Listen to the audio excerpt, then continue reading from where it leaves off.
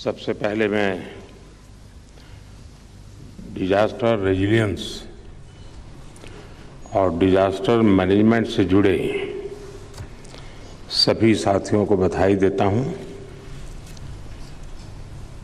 क्योंकि ये काम ऐसा है कि आप कई बार अपनी जान जोखिम में डालकर भी औरों की जिंदगी बचाने के लिए बहुत ही शानदार काम करते हैं। हाल में तुर्की और सीरिया में भारतीय दल के प्रयासों को पूरी दुनिया ने सराहा है और ये बात हर भारतीय के लिए गौरव का विषय है। राहत और बचाव से जुड़े ह्यूमन रिसोर्स और टेक्नोलॉजिकल कैपेसिटी को भारत ने जिस तरफ बढ़ाया है, उससे देश में भी अलग अलग आपदा के समय बहुत सारे लोगों के जीवन बचाने में मदद मिली है। डिजास्टर मैनेजमेंट से जुड़ा सिस्टम सशक्त हो, इसके लिए प्रोत्साहन मिले और देश भर में एक तंदुरुस्त स्पर्धा का भी वातावरण बने इस काम के लिए, और इसलिए एक विशेष पुरस्कार की घोषणा भी की गई। आज यहां दो संस्थानों को नेताजी सुभाष चंद्र बोस आपदा प्रबंधन पुरस्कार दिया गया है। Orissa state disaster management authority cyclone से लेकर के सुनामी तक विभिन्न आपदाओं के दौरान बेहतरीन काम करती रही है। इसी तरह मिजोरम के लुंगलेई फायर स्टेशन ने जंगल में लगी आग को बुझाने के लिए अथक परिश्रम किया, पूरे क्षेत्र को बचाया और आग को फैलने से रोका। मैं इन संस्थानों में काम करने वाले सभी साथियों को बहुत बहुत बधाई देता हूं।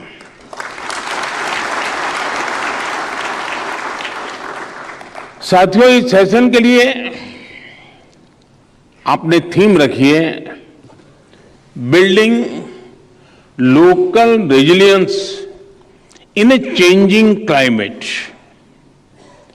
भारत का इस विषय से परिचित और परिचय एक प्रकार से पुराना है, क्योंकि हमारी पुरानी परंपरा का वो एक अभिन्न अंग भी रहा है। आज भी जब आप अपने कुआं, बावड़ियों, जलाशयों, स्थानीय वास्तुशास्त्र, प्राचीन नगरों को देखते हैं तो ये एलिमेंट साफ साफ दिखाई देता है। भारत में आपदा प्रबंधन से जुड़ी व्यवस्था हमेशा लोकल रही है, समाधान लोकल रहे हैं, रणनीति भी लोकल रही है। अब जैसे कच्छ के लोग जिन घरों में रहते हैं उसको बुंगा कहते हैं, मड हाउस होते हैं। हम जानते हैं कि इस सदी की शुरुआत में आए भीषण भूकंप का केंद्र कच्छ था, लेकिन इन बुंगा घरों पर कोई असर ही नहीं हुआ। शायद बड़ी मुश्किल से कहीं एक आध कोने में तो तकलीफ हुई होगी। निश्चित रूप से इसमें टेक्नोलॉजी से जुड़े हुए बहुत से सबक है। ये स्थानीय स्तर पर हाउसिंग या टाउन प्लानिंग के जो मॉडल रहे हैं, उन्हें क्या हम नई टेक्नोलॉजी के हिसाब से इवॉल्व नहीं कर सकते? चाहे लोकल कंस्ट्रक्शन मटेरियल हो या फिर कंस्ट्रक्शन टेक्नोलॉजी, इसको हमें आज की जरूरत, आज की टेक्नोलॉजी से समृद्ध करना समय की मांग है। जब हम लोकल रेजिलियंस के ऐसे उदाहरणों से फ्यूचर टेक्नोलॉजी को जोड़ेंगे, तभी डिजास्टर रेजिलियंस की दिशा में बेहतर कर पाएंगे। साथियों, पहले की जीवन शैली बड़ी सहज थी और अनुभव ने हमें सिखाया था कि बहुत ज्यादा बारिश, बाढ़, सूखे, आपदाओं से कैसे निपटा जाए। इसलिए स्वाभाविक तौर पर सरकारों ने भी हमारे यहां आपदा राहत को कृषि विभाग से ही जोड़ करके रखा था। भूकंप जैसी गंभीर आपदाएं आती भी थी तो स्थानीय संसाधनों से ही ऐसी आपदाओं का सामना किया जाता था।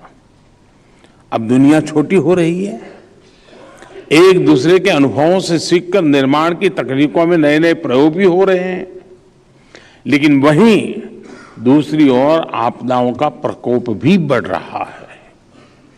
पुराने जमाने में पूरे गांव में एक वैद्यराज सबका इलाज करते थे और पूरा गांव स्वस्थ रहता था। अब हर बीमारी का अलग डॉक्टर होते हैं। इसी प्रकार डिजास्टर के लिए भी डायनेमिक व्यवस्था विकसित करनी होगी। जैसे पिछले 100 साल के आपदा के अध्ययन से जोनिंग की जा सकती है कि बाढ़ का लेवल कहां तक हो सकता है और इसलिए कहां तक निर्माण करना है।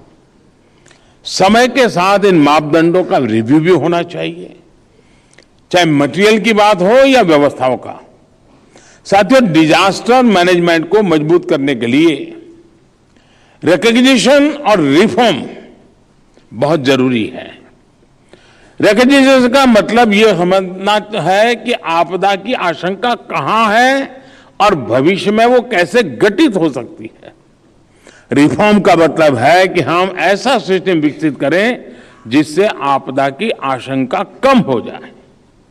डिजास्टर की आशंका को कम करने का सबसे अच्छा तरीका यही है कि हम सिस्टम में सुधार करें, समय रहते उसे ज्यादा सक्षम बनाएं और इसके लिए शॉर्टकट अप्रोच के बजाय लॉन्ग टर्म थिंकिंग की जरूरत है। हम साइक्लोन की अगर बात करें तो साइक्लोन के समय भारत की स्थिति का अगर हम उसके ऊपर नजर करें तो ध्यान में आता है, एक समय था जब भारत में साइक्लोन आता था तो सैकड़ों हजारों लोगों के असमय मृत्यु हो जाती थी। हमने उड़ीसा और पश्चिम बंगाल के तटीय इलाकों में ऐसा कई बार होते देखा है, लेकिन समय बदला, रणनीति बदली, तैयारियां और बेहतर हुई तो साइक्लोन से निपटने की भारत की क्षमता भी बढ़ गई। अब साइक्लोन आता है तो जान माल का कम से कम नुकसान होता है। ये सही है कि हम प्राकृतिक आपदा को रोक नहीं सकते, लेकिन हम उस आपदा से नुकसान कम से कम हो इसके लिए व्यवस्था तो जरूर बना सकते हैं। और इसलिए ये जरूरी है कि रिएक्टिव होने के बजाय हम प्रोएक्टिव हो।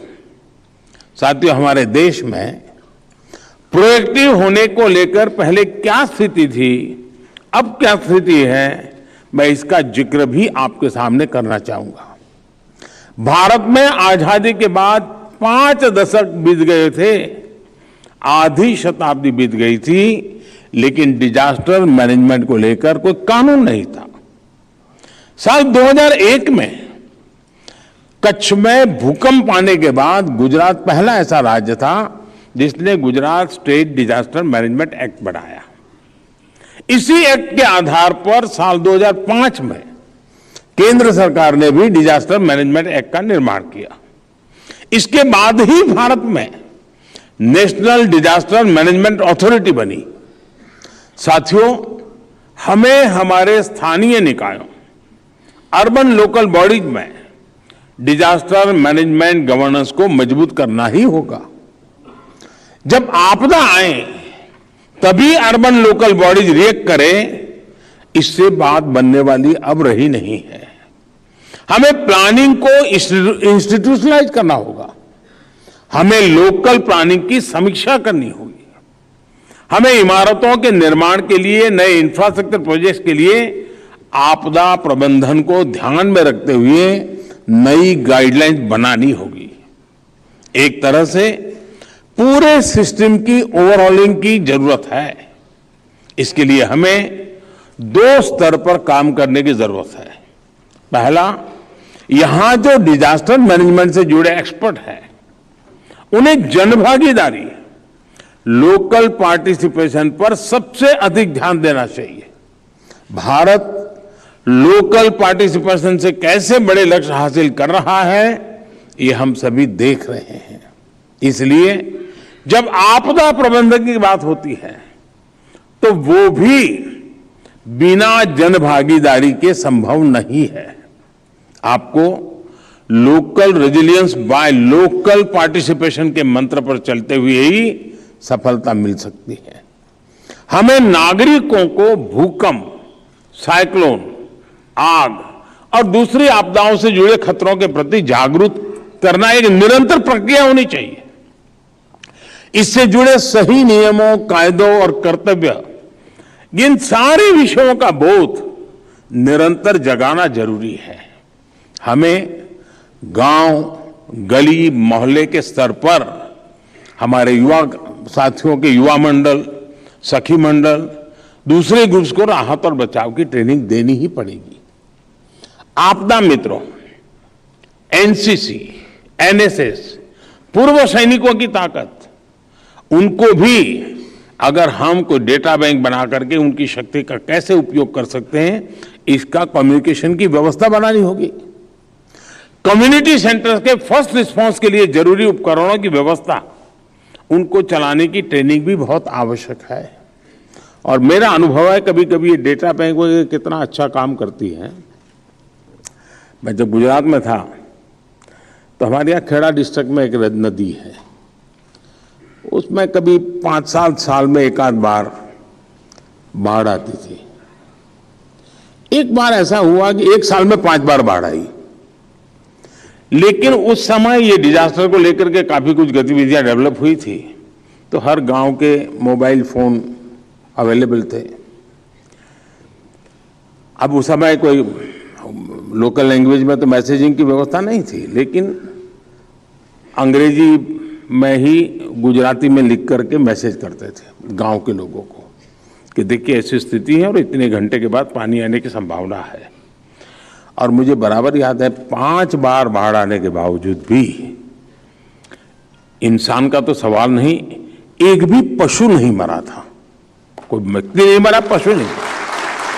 जस्ट समय पर कम्युनिकेशन हुआ। और इसलिए हम इन व्यवस्थाओं का कैसे उपयोग करते हैं। बचाव और राहत कार्य अगर समय रहते शुरू होगा तो जीवन की क्षति को हम कम कर सकते हैं। दूसरा, टेक्नोलॉजी का उपयोग करते हुए हमें हर घर, हर गली को लेकर रियल टाइम रजिस्ट्रेशन, मॉनिटरिंग की व्यवस्था बनानी होगी। कौन घर कितना पुराना है, किस गली, किस ड्रेनेज की क्या स्थिति है, हमारे बिजली, पानी जैसे इंफ्रास्ट्रक्चर का रेजिलियंस कितना है।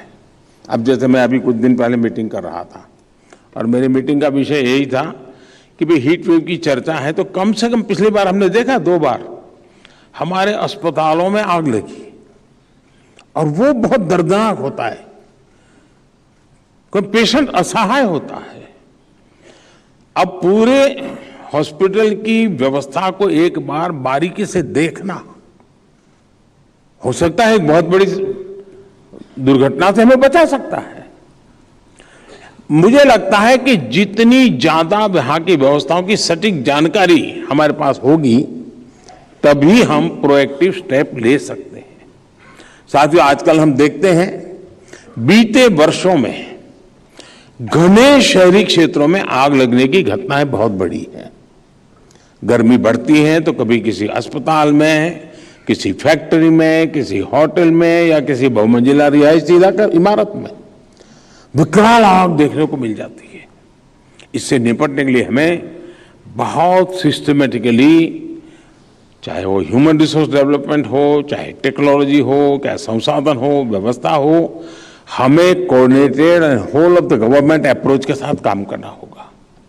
जो घनी आबादी वाले क्षेत्र हैं, जहां तक गाड़ी से पहुंचना भी मुश्किल होता है, वहां पर आग बुझाने के लिए पहुंचाना बहुत बड़ी चुनौती हो जाती है। हमें इसका समाधान खोजना होगा। हाई राइज बिल्डिंग्स में लगने वाली आग को बुझाने के लिए हमारे जो फायर फाइटर साथी हैं, उनके स्किल सेट को हमें लगातार बढ़ाना होगा। हमें यह भी देखना होगा कि ये जो इंडस्ट्रियल फायर लगती है, उसे बुझाने के लिए पर्याप्त संसाधन हो। साथियों, डिजास्टर मैनेजमेंट के इन प्रयासों के बीच स्थानीय स्तर पर स्किल और जरूरी उपकरण, उन दोनों का आधुनिक होते रहना भी बहुत आवश्यक है।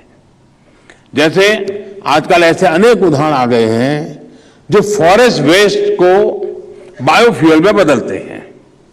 क्या हम अपनी विमेन सेल्फ हेल्प ग्रुप है, उन बहनों को जोड़ करके उनको अगर ऐसे उपकरण दे दिए तो वे अपना इस जंगल का जो भी वेस्ट पड़ा है इकट्ठा करके उसको प्रोसेस करके उसमें से चीजें बना करके दे दें, ताकि जंगल में आग लगने की संभावना कम हो जाए और इसके उनकी आमदनी भी बढ़ेगी और जंगलों में आग लगने की घटनाएं भी कम होगी। इंडस्ट्री और अस्पताल जैसे संस्थान जहां आग, गैस लीक जैसे खतरे अधिक होते हैं, ये सरकार के साथ पार्टनरशिप करके स्पेशलिस्ट लोगों की फोर्स तैयार कर सकते हैं। अपने एम्बुलेंस नेटवर्क का हमें विस्तार भी करना होगा और इसे फ्यूचर रेडी भी बनाना होगा। इसको हम 5G, AI और IoT जैसी टेक्नोलॉजी से अधिक रिस्पॉन्सिव और इफेक्टिव कैसे बना सकते हैं, इस पर भी व्यापक चर्चा करके रोड मैप तैयार करना चाहिए।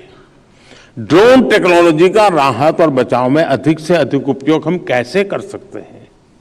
क्या हम ऐसे गैजेट्स पर फोकस कर सकते हैं जो हमें आपदा को लेकर अलर्ट कर सकें? ऐसे पर्सनल गैजेट्स जो मलबे के नीचे दबने की स्थिति में लोकेशन की जानकारी दे सके, व्यक्ति की स्थिति की जानकारी दे सके। हमें इस तरह की इनोवेशन पर जरूर फोकस करना चाहिए। दुनिया के कई देशों में ऐसी सामाजिक संस्थाएं हैं तो टेक्नोलॉजी की मदद से नई नई व्यवस्थाएं तैयार कर रही हैं। हमें इनका भी अध्ययन करना चाहिए, वहां की बेस्ट प्रैक्टिसेस को एडॉप्ट करना चाहिए। साथियों, भारत आज दुनिया भर में आने वाली आपदाओं को लेकर तेजी से रिस्पॉन्स करने के लिए कोशिश करता है और रेजिलियंस इंफ्रास्ट्रक्चर के लिए पहल भी करता है। भारत के नेतृत्व में बनी coalition for disaster resilience infrastructure से दुनिया के 100 से अधिक देश आज जुड़ चुके हैं। ट्रेडिशन और टेक्नोलॉजी हमारी ताकत है। इसी ताकत से हम भारत ही नहीं बल्कि पूरे विश्व के लिए डिजास्टर रेजिलियंस से जुड़े बेहतरीन मॉडल तैयार कर सकते हैं। मुझे विश्वास है कि ये चर्चा सुझावों और समाधानों से भरपूर होगी, अनेक नई बातों के लिए हमारे लिए रास्ते खुलेंगे। मुझे पक्का विश्वास है कि 2 दिवसीय समिट में एक्शनेबल पॉइंट्स निकलेंगे।